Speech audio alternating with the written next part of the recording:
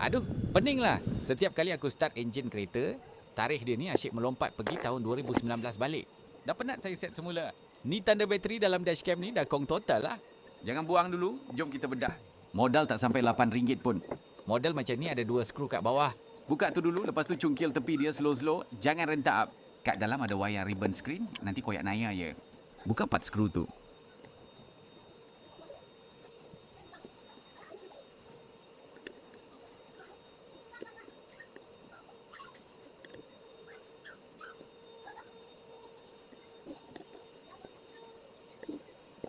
Dah boleh angkat board dia. Bateri dia dah kembung macam bantal lah. Cuaca kat Malaysia ni kan panas. Bila berjemur memang cepat bateri jenis lithium polymer ni kembung. Nak beli bateri ni kena ukur lebar dengan panjang dalam unit mm. Macam yang ni. 5230, 3 pencut fee. Saya order yang 24 banyak celah. Kapasiti besar sikit daripada asal.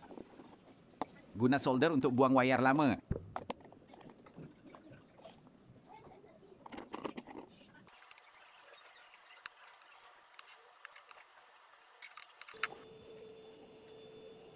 Lepas tu solder balik ikut terminal.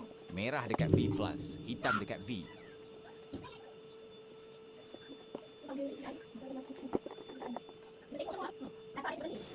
Belakang bateri ni kita lapik pakai double sided tape biasa je bagi dia duduk diam. Pasang balik ribbon. Mikrofon. Letak balik board dia.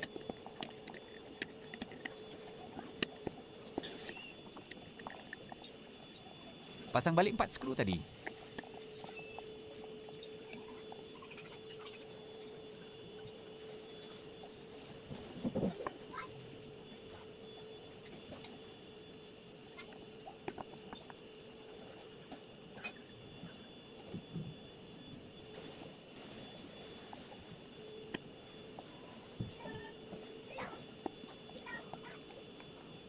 Pasang balik ribbon screen.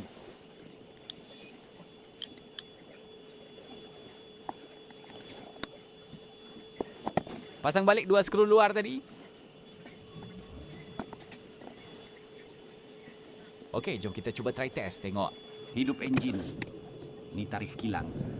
Kejap saya set date dia. Okey, date dah set. Cuba mati enjin dan cuba hidup balik enjin. Alhamdulillah, tarikh dah tak reset. Bateri pun dah ada lambang charging.